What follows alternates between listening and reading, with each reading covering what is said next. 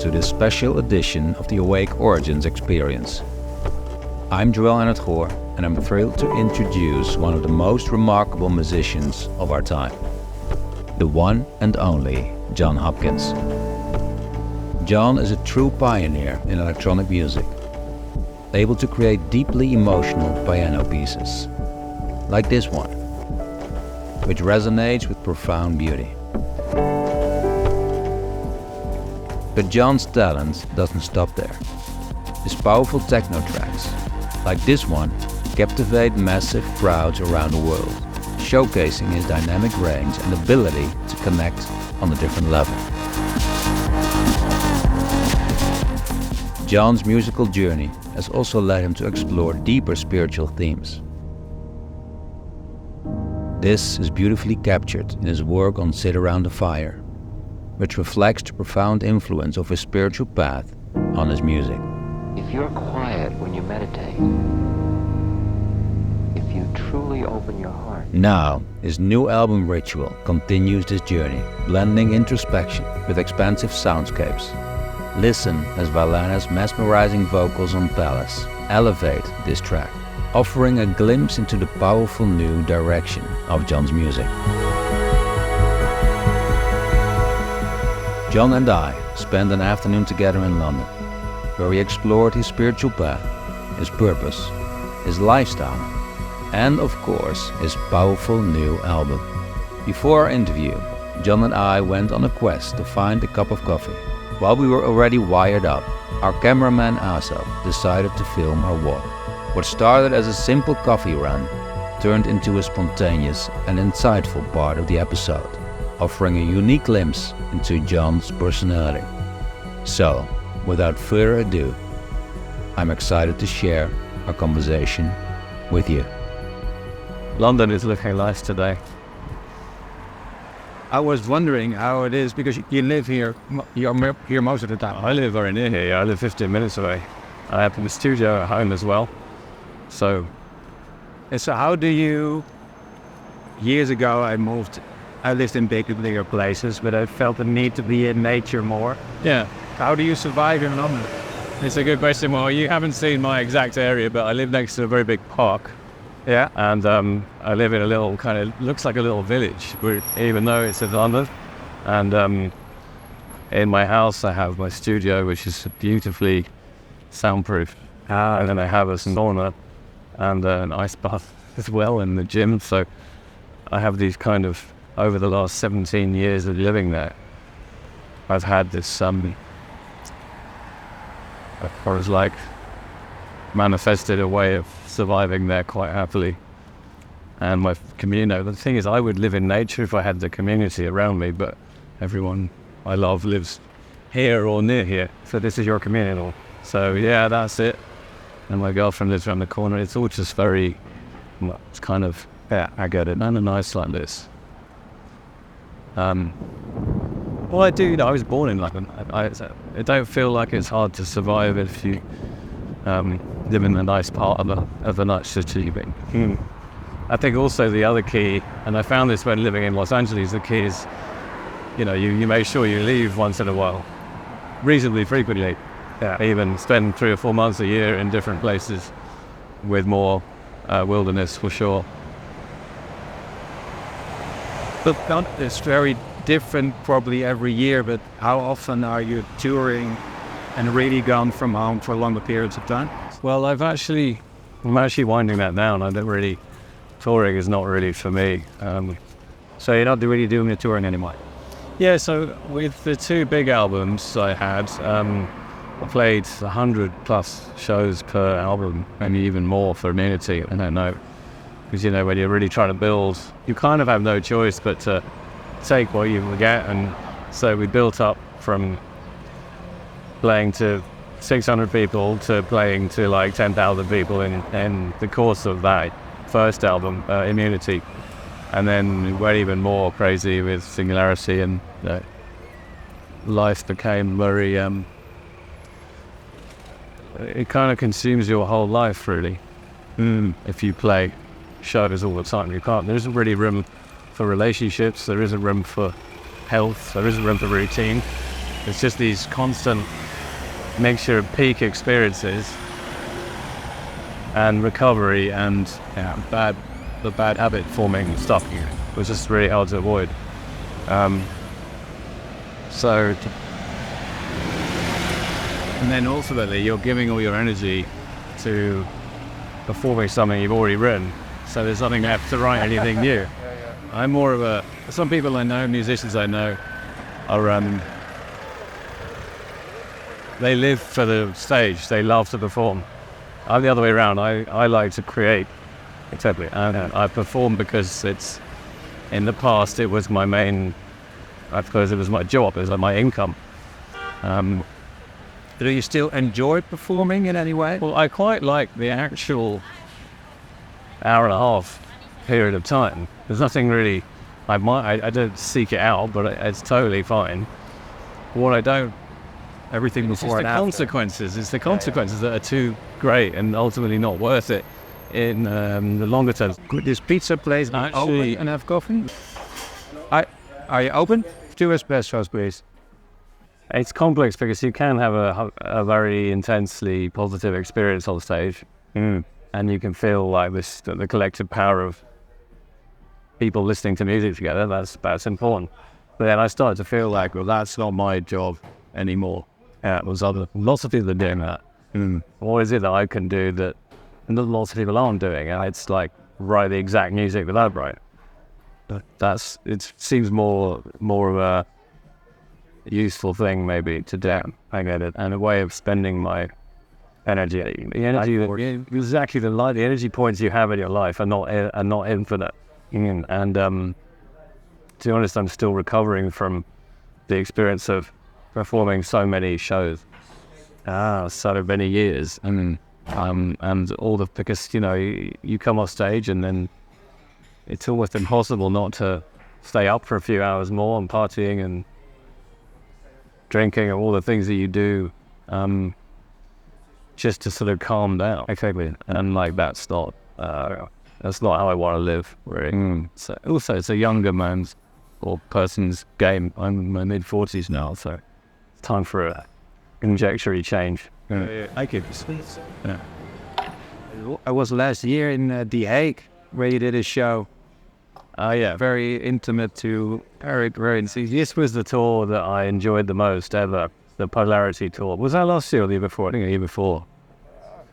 Oh yeah, it was. Yeah, the year was September 22. Yeah, it was. That is, I think, as far as I can't imagine doing a better tour than that. Yeah, it's like, so for self-expression, that was it. Really, I don't. And it's so hard to do that. It's a really expensive tour to run, and you have to sell everything out, and we did. But for the amount of work, again, it's just taking away from probably a whole album of new music that could have been made. I don't regret it because that wasn't amazing. I'm glad you saw that particular show because there was an improvisation in that. Well, there was always an improvisation at the start of every show, but the one in The Hague was particularly, I was in a flow at that point after 2 weeks on the road, and I just remember that one being quite, feeling very connected with the audience. They were always amazing pianos on that tour, and then feeling it, like knowing that I didn't know what the first note was going to be, and just feeling that crowd there, and then just that, and how fun it is just to press the first chord and then respond to it with the second chord, and then gradually, like a tree, it kind of grows into something. And of course, then all we needed to know was it has to end in this key so that the other musicians can come and join in, and but everything else was like freeform. Oh, really? Yeah, it was a very improvised show. And obviously the electronic bits had Ableton sessions and clips from the albums that I could, but which were also freeform, so I could continue a section for as long as I want before moving on to the next one. And there were some sections which were just the four of us fully improvising. And it was mad. It was really, that was great. So there's a form of creation within it, even if you're, yeah. I also love the disruptive part of it. So you started out very intimate with the piano indeed, and then at a certain point in time you start putting in the volume, and people are like, okay, are we supposed to dance now? Can we stand up? Like, this is hesitation. Yeah, exactly. And halfway around the evening, everyone that's the thing. And what was interesting in different countries is looking at exactly how long it would take people to get up ducks. And in Spain, in Barcelona, it was almost as soon as the first kick drum, everyone was up. In Helsinki, it was the longest. It was like 2 or 3. But even then, everyone was dancing at the end. But I feel like the people are enjoying it. They just the conditioning of the country is evident. You can see when you play. But it was really a great. That tour was a great memory. But you're even not thinking about doing something like that again. Like it's too much of an... I would say that it's impossible to rule anything out because you don't know. Like if I become some sort of next level yogic practitioner where I can control the energy that, because to perform like that, this energy has to come through that's like really intense. And if I can find a way of controlling that so that I can protect my core from it and close it down gently after the show without turning to partying and drinking, whatever, then maybe there's a way of doing it. As long as I can do that and protect my ears, then maybe there's a way of doing it. Yeah. But it's even the memory of it now, as I talk to you, is attached to too many years of trauma. Is a way too strong a word. It's not trauma, it's a privilege. But let's just say uncomfortable or unhealthy. Like there's a great many years of negative experiences as well as positive attached to, like if you play in Madrid, sometimes you finish a set at 5 a.m. and then your flight is at 11. So you don't really sleep at all. It's just the way you feel after that. You're fucked. Yeah, you're fucked. Well, that's your week ruined, and it's not ruined. And you've done your job, you've made your money, you've had fun, but nothing's going to happen until the next weekend. And then you do it all again. Yeah, and again, all that stuff just gets harder as you get older, not easier.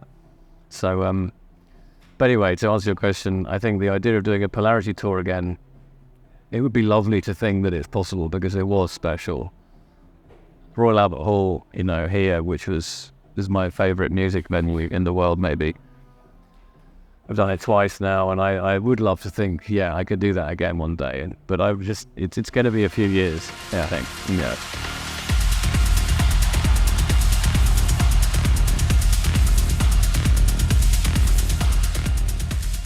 So what is your daily practice? You mentioned TM and TM's been there for some years now. Like 2015 I learned. So you do it 2 times 20 minutes a day? Yeah. I mean, I don't, everyone misses the session now and then, but I'm very solid with it as a rule. So I wake up, the first thing I do is go outside, get the daylight, which is well written about, saying you need to get the sunlight in the morning. So walk around and check the garden, check and nothing needs water. I don't turn my phone on yet. This is all pre-phone. And then, go and meditate. And then journal a bit, have tea, turn the phone on, do anything urgent with the phone if I have to. And then I go into the studio and I'll do maybe 4 hours creative work and then have lunch. And then I will often not do any more in the studio. You can do it all in that.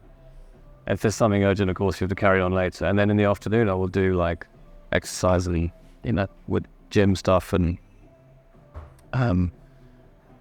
quite important to get for me to get an hour of gentle cardio in most days. I think my body type needs that to be calm for the evening, and then the evening can be. And I like going out as well, so we'll go out in the evening sometimes, or and then TM as well usually before dinner. Breath work, I don't have a rigid thing. I just do it when I feel I need it. And then then I have the ice bath is an important thing for me. Really keep that very cold, 2 or 3 degrees. I do 3 minutes of that most days. And then the sauna as well. Yeah, sauna maybe 3 times a week. In the winter, nearly every day. Yeah, great.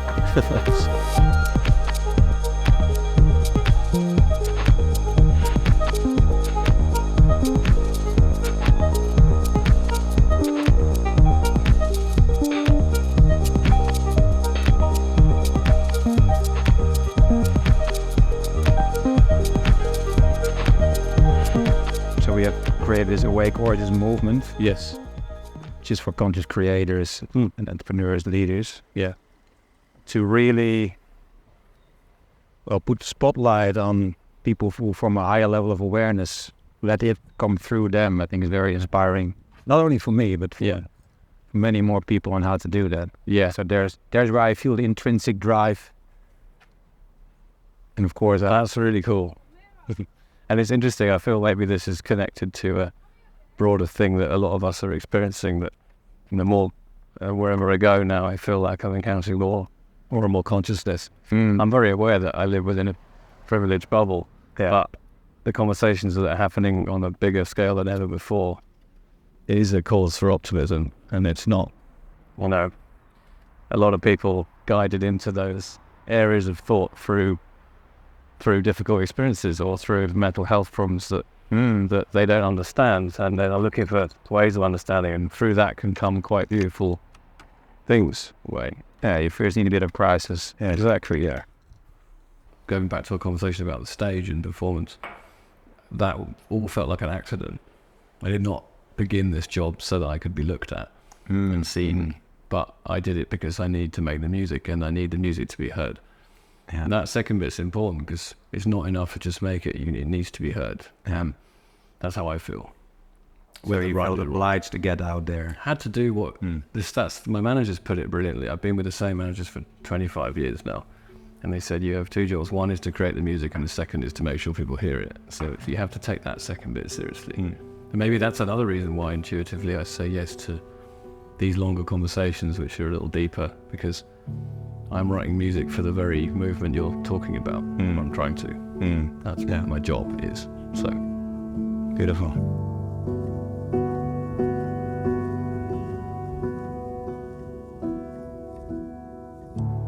What is music to you? Music has been like my earliest memory and the absolute core of my being, like the core of my soul. Every cell of my body has always resonated with music. I think my mum tells me when I was about 1 year old, she would, if I was crying, she would put on something, but she used to put Beethoven on, and apparently I would just immediately be transfixed. And I have very early memories of that particular different Beethoven symphonies that she would put on, and I could see them. Not like synesthesia exactly, but I could sense music as dimensional space with my eyes closed. Even then, I remember that French horns had a certain round shape to them in my consciousness, and strings were like, fluid. And so it goes right back to the beginning of my awareness of being alive. And then the progression into actually being able to create it.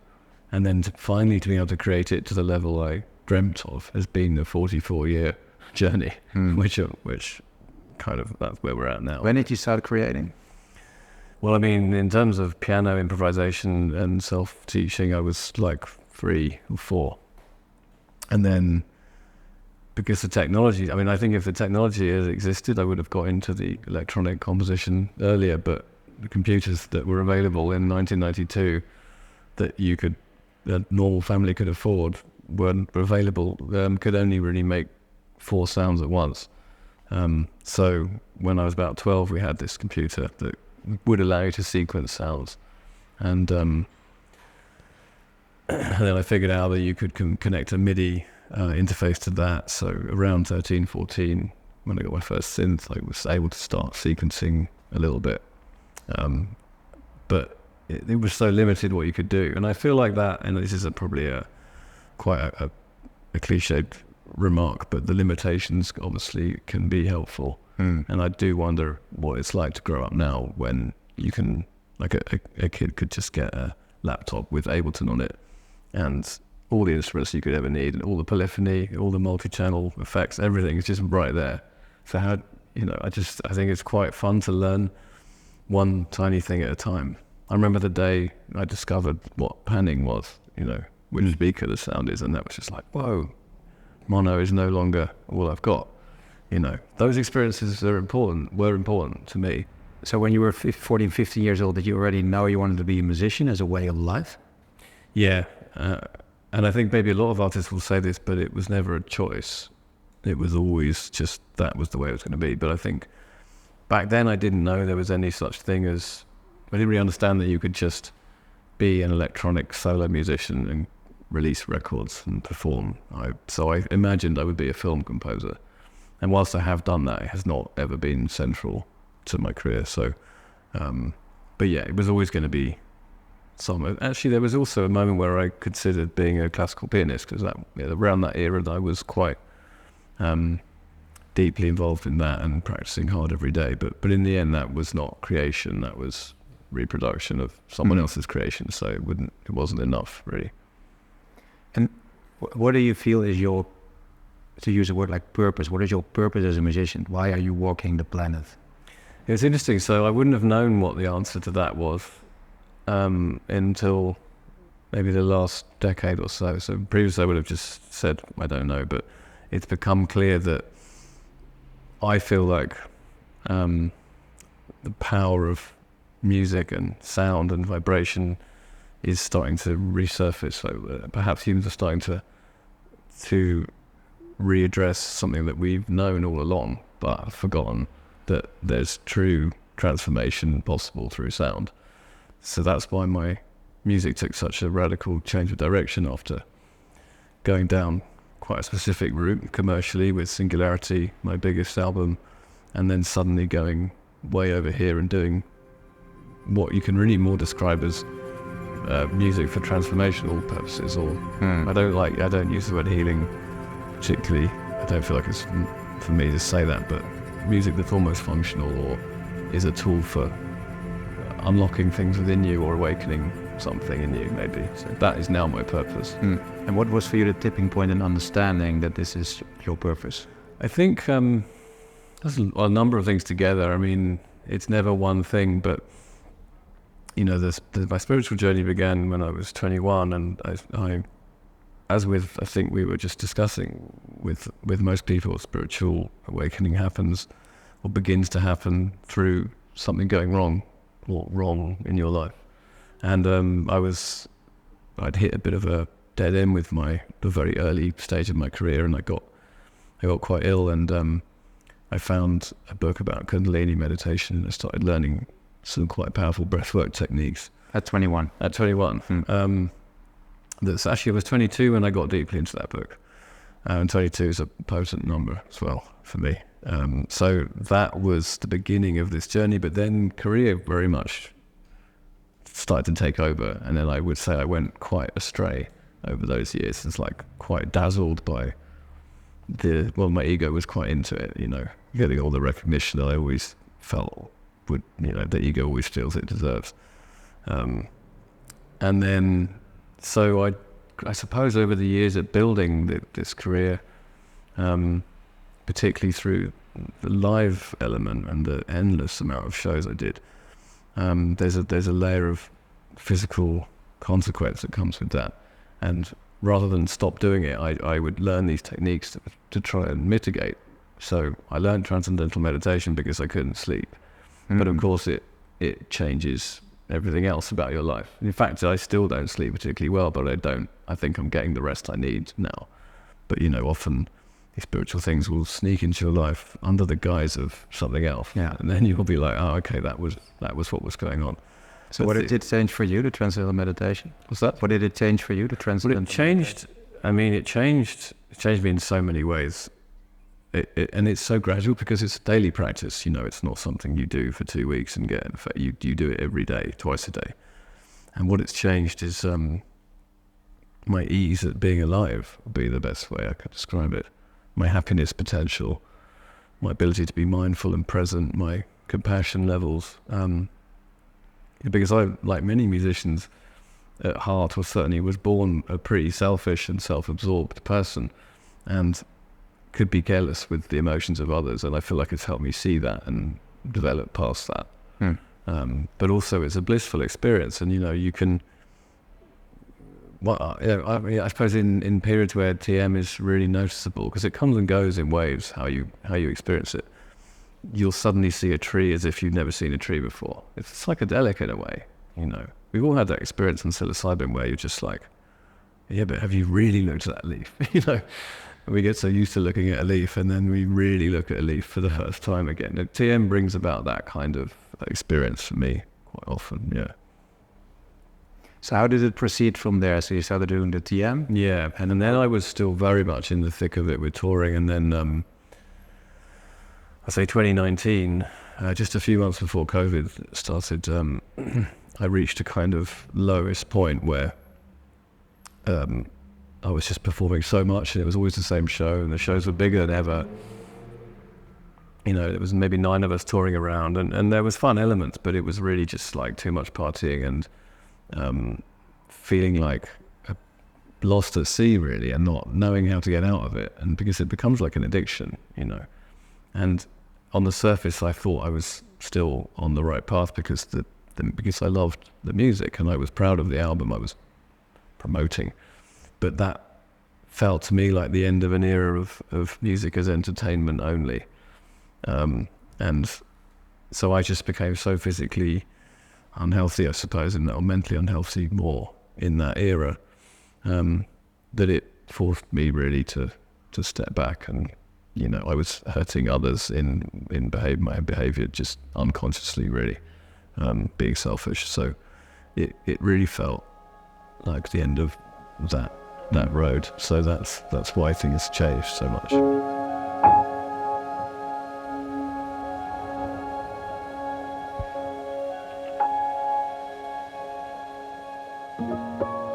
And was it the ignition of a next level in your spiritual journey as well? Like, yeah, for Singularity, it's already a very spiritual album, I believe. Yes, it is, but I would say it contain, and I'm not gonna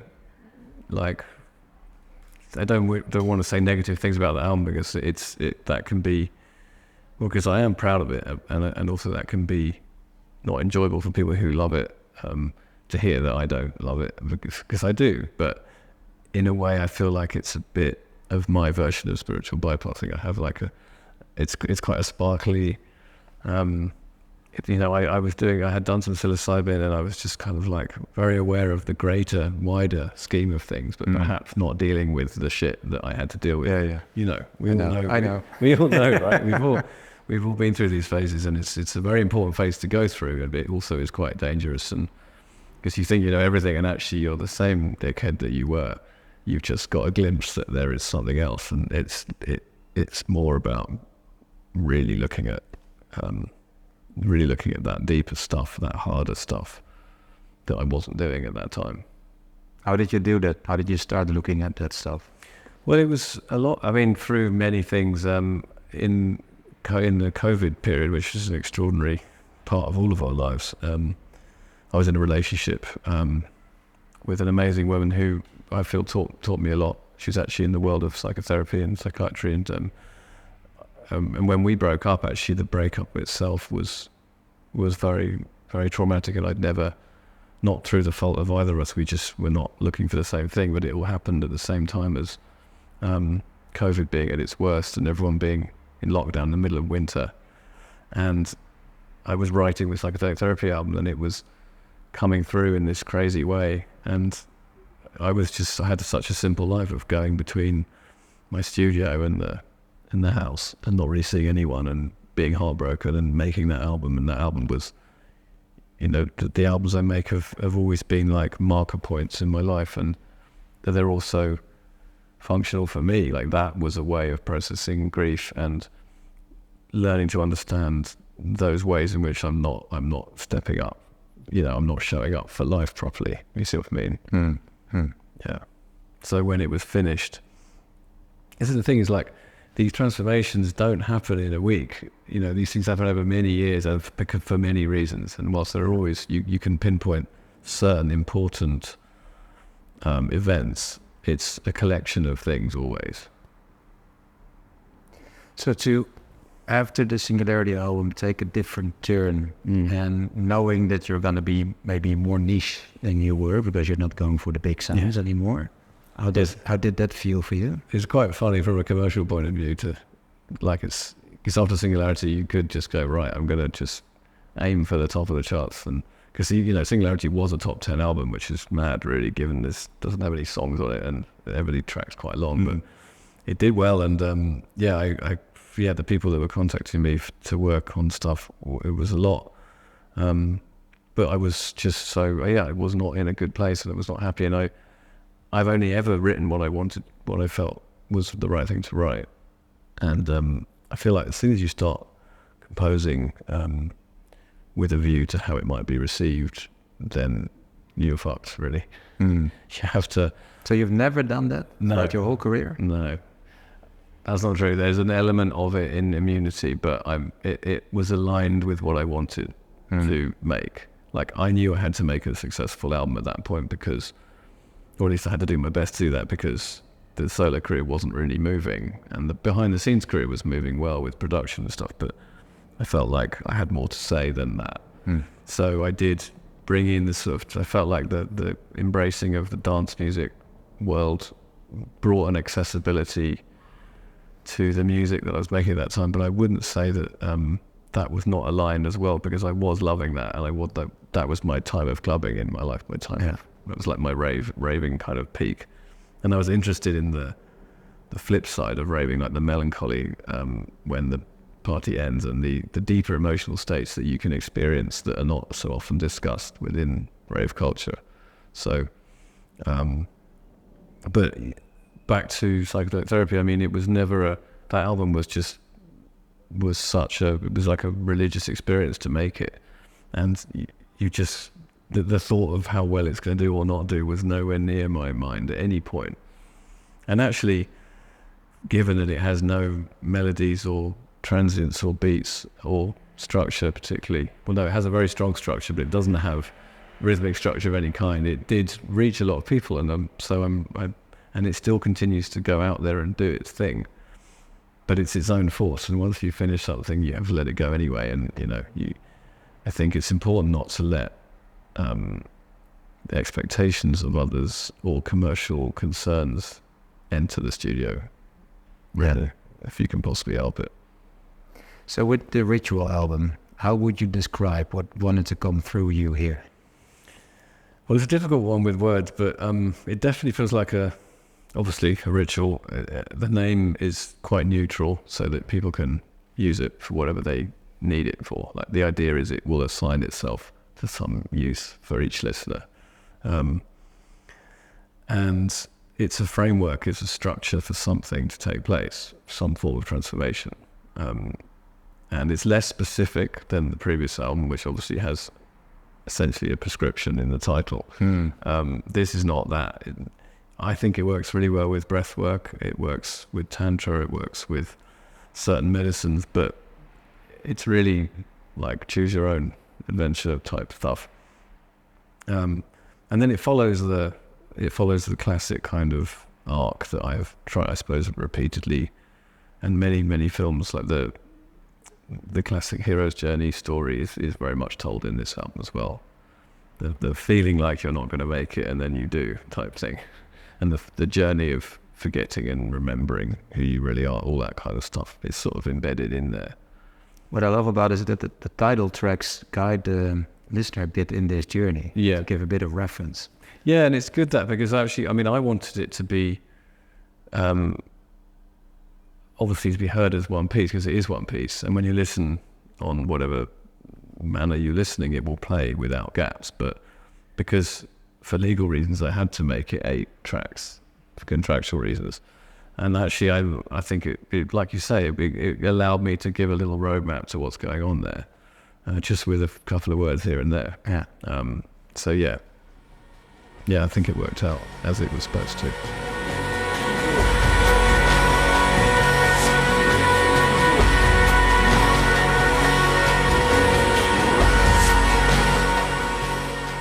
Why is music able to do what it does in a transformative sense? Oh, that I do not know. I mean, I'm not sure how anyone could know that. Music is there for where language stops. Like, the language gets to this point, and then art, visual art and audible art takes over. So the answer to that is probably somewhere past words, for me, anyway. I could theorize that that everything is energy, everything is frequency, and therefore conscious use of energy and frequency, conscious use of vibration, therefore should affect us. But I wouldn't know how that's happening. When I'm writing music, I'm not thinking about that or thinking about anything. I'm just following a thread, following an intuitive thread. Now, where that comes from is interesting. It's like what Eckhart Tolle calls the deep I think. It's like so the part of self that music comes from, I think, is the kind of unbounded self, the bit that we all share, and possibly is the core of everyone, whether we know it or not. I like to think about it that way. And as I've got older, particularly as TM practice has deepened over the years, I feel like I have more access to that, and that becomes clearer in the music. And That's vertical connection itself. Yeah, exactly. Yeah, or that the vertical dimension, almost the moment and the presence that you can touch on in those states is coming through in the music more. I believe the way you're creating a whole album takes quite some time. It's a very meticulous process. How do you make sure that it keeps coming through you? It's not a 1 second flow moment. It's a very long period of time. Well, this one was 5 or 6 months. I mean, other ones have been 2 years. And this was a short one. So this was the shortest one, but there's a number of reasons for that. It's not because less work was done. It's because there was less pain in doing it. And like I use pain, and it's everything is relative. Like the pain someone like me experiences in writing music is not real visceral pain, but it can be very, very difficult sitting there on your own, like with a terrible posture, staring at a screen, trying to create something, even though you're lucky to be doing it. So there's kind of there's a very central reason why Ritual was different in its creation, and that's because there were collaborators. There were lots of collaborators. There's like 7 people I worked with. So whereas on Singularity, for example, there's a track called Neon Pattern Drum, which is like the 3rd track, and I was stuck on it for so long, and I would have to just not listen to it for 2 weeks and try and get it out of my system, then redress it one day, and then there would be a brainwave and it would work for a bit, and then it would fade again, and then finally after a year of this track hanging around, I finally figured out how to make it work. Like that sort of thing didn't happen with Ritual. Firstly, because I do feel like I'm more in tune now with the music that wants to come through me, but secondly, because I had these collaborators. The main one is my oldest friend, Dan, the artist name is Seven Rays, and you'll see he was all over the previous album as well. Just means that when you hit that kind of brick wall with a moment in the record, and like you say, it's a 41-minute piece with no gaps, so it obviously didn't come out, and it was not a live take for 41 minutes. It's like meticulously crafted. When I would hit a brick wall, I could just send it over to Dan, and he would usually know exactly what's wrong. So that speeds up the process so much. And then he would then come to London from Devon, and so would Matt Hillier, who is the other collaborator who records under the name Ishq, ISHQ. He would come to London as well. And then Sharif Fashizame, who's my long-term mixing and engineering partner and co-production sometimes, he was there as well. So there were people coming in, and even just having someone in the room when you listen back to it yourself can change your experience of listening to music. Sometimes you can understand, oh shit, this section's really boring, and like you thought it was great, and you realize through their consciousness as being in the room with you without anyone saying anything. And that's really amazing. So I would listen with people and just take notes that I wouldn't have been able to take had they not been in the room before any conversation. But often we would be like, we could sit there and figure out, over the 41 minutes, what is the sort of basic roadmap here? What was important was that there wasn't a wasted minute. That was a very important thing. And then each section focused on a certain thing. So it wasn't just everything all the time. There was a lot of muting going on, particularly towards the end. So there's a section that's all about the shepherd tones. There's a section that's all about this one kind of portal-like sound that opens, and there's obviously the lead vocal that Vailana Marcus comes in with at the end. There's very, they are kind of marked by the track names, but it was very important that every second of the album earned its right to be there, really. And it's truly beautiful. And like you said, last night I was listening to it, and then at a certain point in time for meditation, I start doing indeed breath work. I start doing some movements, like it really takes its own life. This is what I love to hear, because obviously it hasn't come out yet as we have this conversation, and so I don't know what it's going to do for people, but I think that's it. Like, I've had some before it was finished, I was checking it, and I had some ketamine experiences checking it, and some meditation experiences checking it, and I would find that it does want you to move sometimes. It wants you to move quite a lot, and there's definitely a breathwork technique that goes with it that I sort of feel like I received as a download. Talking about collaborations. So, of course, in the past, you've been co-producing the Viva La Vida album from Coldplay, and then it seems like you had a period with less collaborating, doing your own thing, and now there's more collaborations happening. Has your perspective on collaborating changed?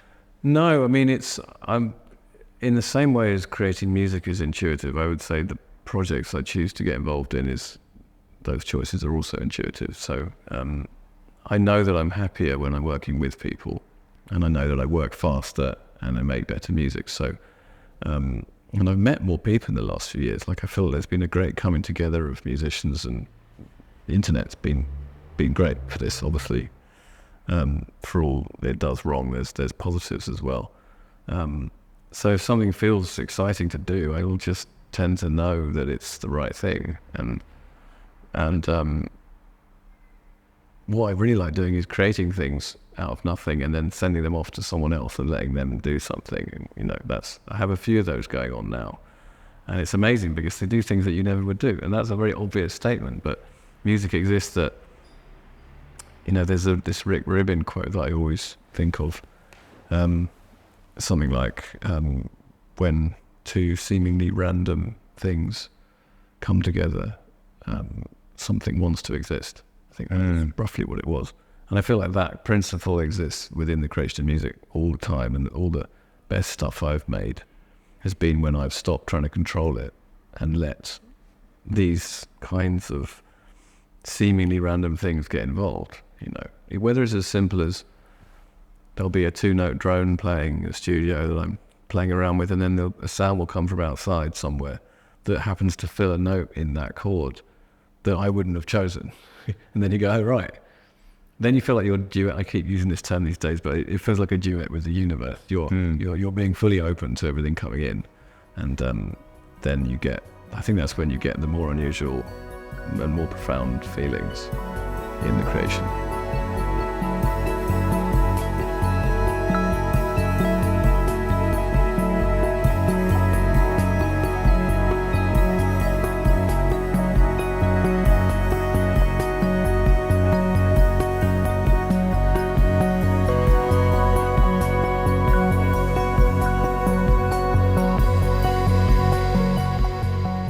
Have you had profound experiences or transformative experiences yourself when listening to music? Yeah, I mean, that's where, for sure. I mean, they started when I was, or rather, they've always been there, but they very much leveled up in my teenage years when I first heard and discovered ambient and electronic music properly, and also discovering cannabis and how cannabis could kind of open up these extraordinary worlds of experience and physical bliss, as well as visual. I didn't really know what was going on in those experiences. They were quite potent, and I went quite far down that route. I was too young really, and I didn't have any guidance, but that's what teenagers do. But it was a very solitary thing. It was just me listening to music night after night whilst under the influence of cannabis, and that was like, looking back on that, I think that was the way that the blissful states I experienced were things were so important, and I've spent my whole life learning how to try and translate that into things that can be experienced without anyone taking anything, ideally. Exactly. Yeah. Oh, that's what I love about your music. You don't need anything with it, Great. and you're being guided. Great. Well, that's nice. And then if you do choose to augment your reality, then there'll be another layer there. But I feel like it's important for this time when people are experimenting with these things a bit more, to have some safe and, I don't know, some sort of musical guidance really through the inner space, because it could be pretty chaotic with the wrong choices. Let's say in decades from now, and you will be looking back at your career, what has your music done for the planet, for humanity? Well, I don't know. That's a difficult one to answer. I could answer it by saying, like, some of the messages I've received from people who've had experiences on the deeper side with the last album, like I received some messages from some veterans with severe PTSD who were given ketamine treatment and went through that album several times, who have written and said that it actually saved their life. And if that's true, and that can even happen for one or two people, that's already enough legacy. But for all those stories, the people that do get in touch, there must be others where they aren't. So that's when it's just an honor to be doing it, really. And it's important to stress that I don't feel like this stuff is coming from me. It's coming through, You're the vehicle. Yeah, exactly. Yeah. And then you need to get yourself out of the way for that to be true. But yeah. How do you envision, this is a big question, how do you envision the future of humanity? Where can we go to, and what is needed to get there? That is a big question. What I see happening at the moment is a lot of fragmentation, a lot of groups separating off and saying we are different from these groups, and more polarization. But at the same time, I see more common threads appearing, and but I suppose in some parts of the world it feels like entirely different. I mean, humans having such entirely different experiences, they could almost be like different species, and that's really scary. If you have all the privilege versus if you have nothing, the experience that you're having, then this seems to be going more and more extreme in those directions. Like a spiritual poverty and a poverty in what is eaten, and the quality of water and air in certain parts of the world is just so, so it's seems to be creating a kind of such an extraordinary division.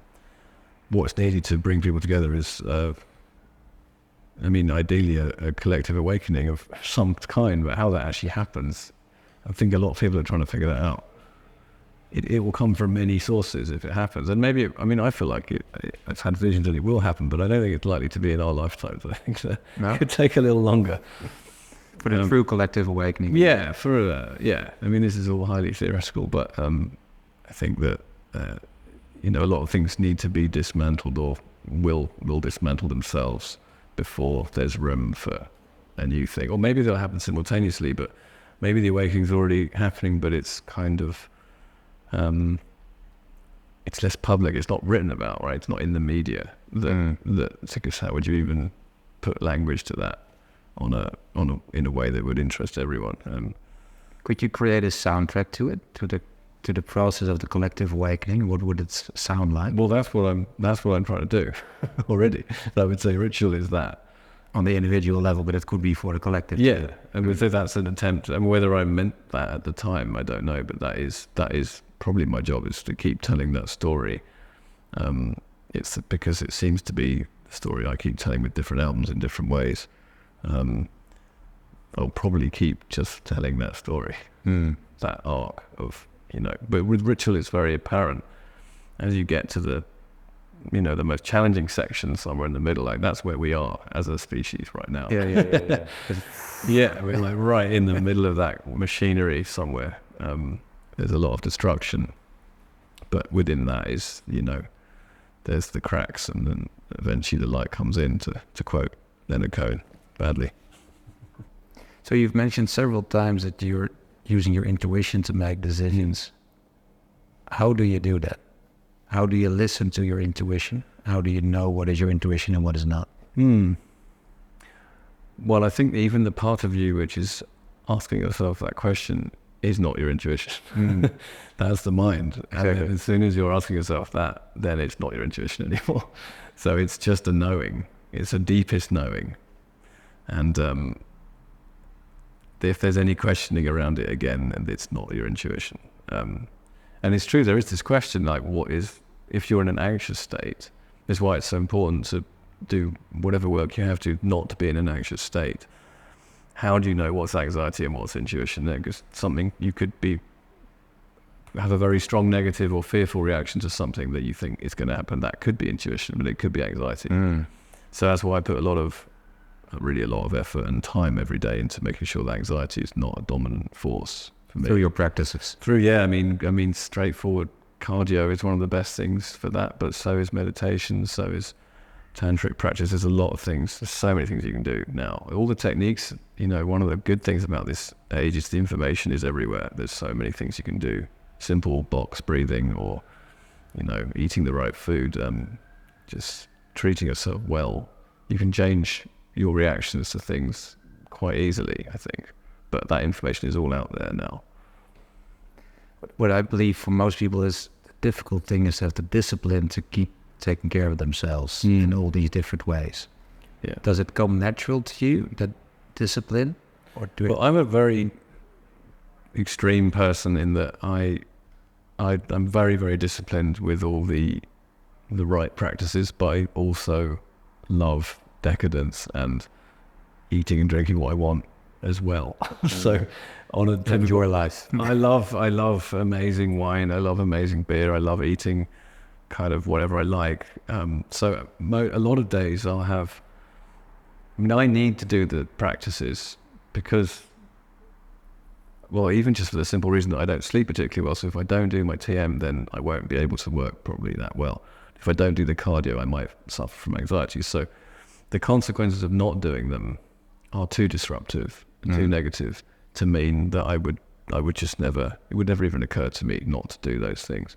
But then at the same time in the evening, I really like sitting on my roof with a beer and just like snacking on things I shouldn't really eat and like not giving myself a hard time about it, because that's also fine, as long as the bulk of your day is sort of conducted with some degree of mindfulness and health, then I think it's okay to have your treats as well.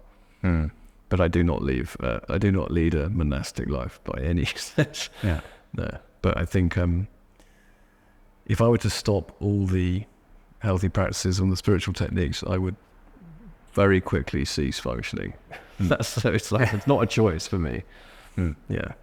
And I actually think that's a really a very lucky state to be, because I've met people in my life who,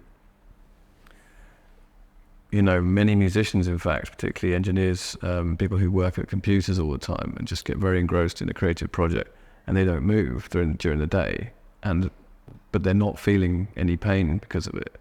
But one day in their 50s or 60s, suddenly the hip will go, something like that.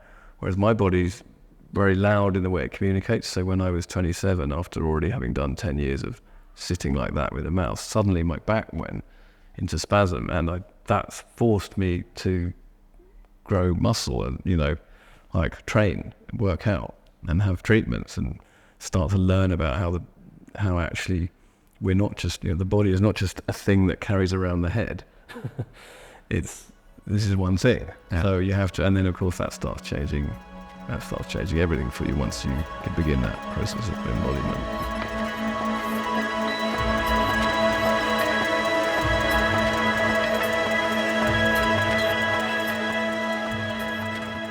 So to stay away from pain or anxiety, you have certain behavior. Do you also have certain values that pull you towards certain behavior or way of living? So what is truly important to you in life? Yeah, the values, I think, like, what's really important is, like, if you have a degree of mindfulness and you can see the ways in which you haven't shown up or behaved as well as you could, or been as supportive as you could to others, and my goal is to spot that and improve that, make that situation. I think you can really spread out all your internal learning by your behavior. Just smiling at people, looking people in the eye, like not being so stuck in your own world and your own concerns. But it takes years if you're inherently a bit selfish like me. It just, my instinctive first thought will often be to my own preservation. So I had to spot that and do the work to evolve beyond that. And you can cultivate that. I remember this Ram Dass quote. Every quote I get that I'm saying to you, I will be getting slightly wrong, but the gist of it was that he said, when asked how he had changed through his spiritual journey, he said, I'm still exactly the same person. I'm still the same neurotic person I always was, but I know it now. He knows exactly in which way that's true. And therefore, once you know it, you get this like opportunity, I think, it's almost like a few seconds are inserted for you in which you can choose your reaction. So I might have a selfish impulse, but I'll spot it and then I'll go, actually, I'm not going to do that. Yeah. Whereas before you act unconsciously, you do that, and that's what all these practices together, in an ideal world, will build up to that capability. You mentioned Ram Dass, and of course you've been making a track with his voice to it. Do you have certain books or maybe spiritual teachers that have been important to you on your journey? Well, it was interesting with the Ram Dass one because I wasn't that familiar with him, and then I read, one of my best friends gave me the Be Here Now. Yeah, and I loved it. I didn't know much about him, and then I was reading How to Change Your Mind, the Michael Pollan book, and then it kind of gives like the origin story to who Ram Dass is. No, that was, but I haven't read his other things. But I was so blown away by that particular talk that East Forest asked me to collaborate on how we ended up with Sit Around the Fire. It was just so powerful. So I wouldn't say there are particular people, more there are particular moments or passages that. There was a time in the kind of early years of, I think of as the early years of podcasting, where people like Aubrey Marcus and Joe Rogan were shining a light on some very interesting people, and a lot of information was coming out very quickly that I'd never heard before, that seemed, like it being introduced to the work of people like those guys, but also like Wim Hof and Dr. Rhonda Patrick and all these people that just have become very influential. Like, it did feel like there was a moment there where it was all a very wholesome and helpful thing. It's amazing how it's becoming more to the surface. Yeah, in the mainstream. Yeah, for sure. But I don't listen to so much these days. But I would say that one person and the teachings of one person have been more important than anyone else, and that's Eckhart Tolle, without question. I've actually went all the way to Huntington Beach, California, to a retreat, an in-person retreat with him quite recently, and it was just the best thing ever. It was absolutely extraordinary.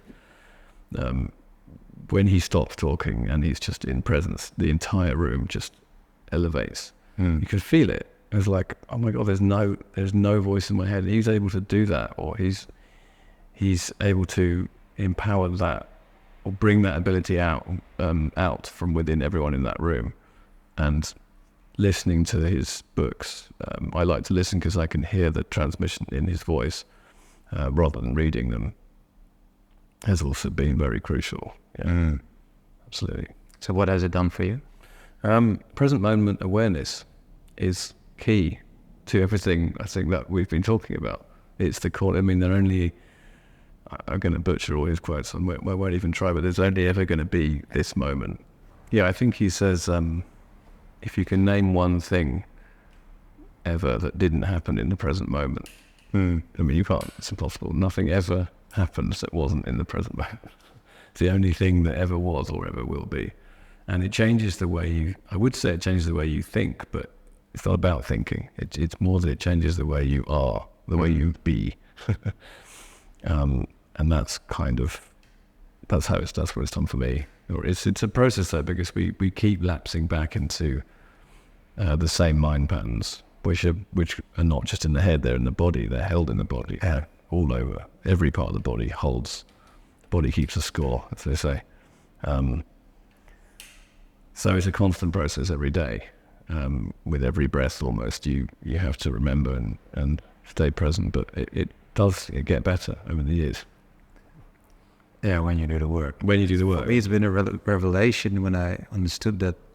Where you say your body keeps the score, but that emotions are also part of your organs. It's just Taoistic practice. So sadness in your lungs and fears in your kidneys. I really, that's specific. Very specific. That's amazing. Right. There's specific practices you can do to release that from your system. It's very powerful. I didn't know that. Well, it's actually called the healing sounds. So there's for every organ. There's, for example, the lungs. You connect with the chi in your lungs, and you make the movement, and at a certain point in time, you release. Every organ has a different sound. It relates to. So yeah, very interesting. So it's separate from chakra stuff, or is it roughly correlated? It is. Well, in the end, there is a connection to it because for example, the second chakra energy center is related to the kidneys. So they are connected, but the practice is different. Yeah. One thing I've been doing is a sort of qigong practice of shaking, just vigorously shaking, usually to music. It's quite good. The music can kind of energize and help with that. Yeah. But just loosening up, I mean, it just makes sense. You're just getting everything moving. Stop things stagnating. Yeah. It is interesting, Eckhart Tolle. I read his book, I think it was my early 20s, and I wasn't ready for it yet. After page 50, I had to lay it down. Yeah. But how he's been able to inspire so many people with that essence. I mean, and my mum told me about it, and I didn't read it for ages. I think I finally listened to the audiobook about 4 years ago, so it's relatively, it had already been out for 25 years, I think, at that point. And then the New Earth as well.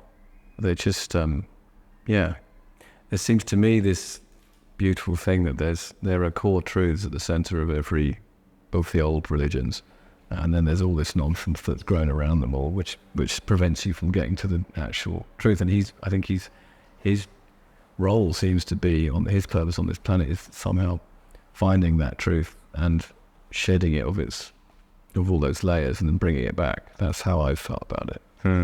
Yeah. And when you notice common elements between all practices and all myths and all stories and all the things that we've inherited, like it's the things that stand in common between everything that clearly have some truth in them. Yeah.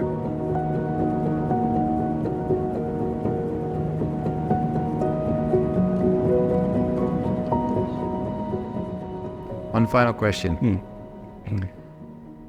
If I frame you as a conscious creator who's playing on the highest level, which I think is the case, what would you advise others who are on this journey of consciousness and want to create from the inside out?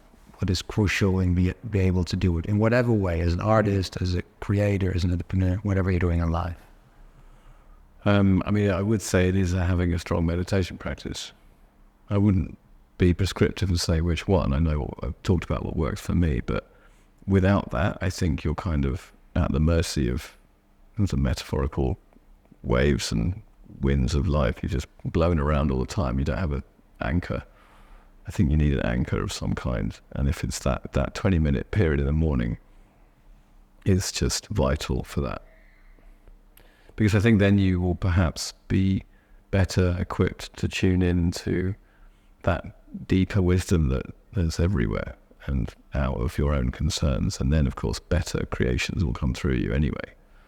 And then once that starts happening, it becomes like a cycle, because your own creations can help wake you up yourself, which is this experience I've been having recently. It's just fun.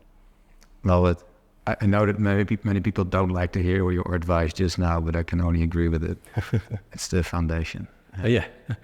I mean, what else could, I mean, there's no solution that doesn't require doing something every day, I would say. There's no, what we love in our era and our culture is to just imagine that there's this thing you can go and do once a year or something, like a magic bullet that will take care of all your shit for you, but there isn't. Yeah. There's a hell of a lot of work you have to do all the time, but you can enjoy it as well. Like, it starts to be fun. I never thought when I was a kid that I would love exercise and fitness and strength building, when it's one of my favorite things to do now. It's just, you've got to at least try these things. Fine. I suppose also I would always advise people to try different things and see what resonates for you. Like, very specific with physical exercise. What things do you love? What things do you not love? Like I tried like boxing and I tried running, and I fucking hated them both. And I found things that I did love. And for me, it was like more straight up strength training and cycling and hanging from hoops and things like that. But you just need to happen upon these things. Yeah. You know, and it's all that stuff is out there and available. So you just have to start finding out really what works. Well, and the good thing with your music, you can use it to have a daily practice too, or to start out with it. Well, that's great. If people can get that, that's great. Yeah. Once in a while, when I have a hard time to stick with my practice, like I feel in my head, to put on music that can really guide you, like your music, and then, okay, thoughts are gone, and it becomes just easier to be here. That's great. Well, then, to go back to your question about legacy earlier, I would love that. If it, that to be it. If there are people that can say that about it, then that's amazing for me. Thank you for being here today. Thank you for the music that you're bringing into the world. I will enjoy it more. Thank you. Really appreciate it. Yeah, it was a really nice conversation. Thanks for having me. Thanks for coming over. Thank you. This is Joel, founder of Awake Origins, and before we wrap up, I've got something important to share. I'd like to invite you to join a deeply insightful, profound and musical live experience. Decode yourself. Right now, you can register for free to be part of this game-changing online live session designed for conscious entrepreneurs, creators and leaders. In this interactive session, led by me, you will experience a roast of your entrepreneurship, where I will help you uncover unconscious limiting beliefs within your unique energetic blueprint. You will deepen your clarity and inner connection through a powerful musical journey of conscious connected breathing. And you will connect with other awake entrepreneurs and leaders from around the world. The registration link is in the description below. Register now for free, and I hope to see you there soon.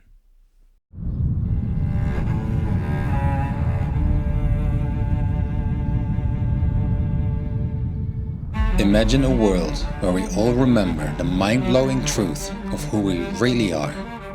A world where a global awakening has rooted us in the collective consciousness. A world where we go all in on elevating our frequency, our organizations, and innovating the way we build our society. What does it mean to actually feel aligned with who you are? To let life be an expression through you. We need to know who we are in order to function accordingly. You see a collective arising, contributing to a brighter future. So much is changing in the world. More and more people are waking up, truly discovering who they are. To know and to experience that you're not the only one out there. Are you hungry enough to go all in? We're tough. Real feeling. The connection of everything. Welcome to this Awake Origins experience.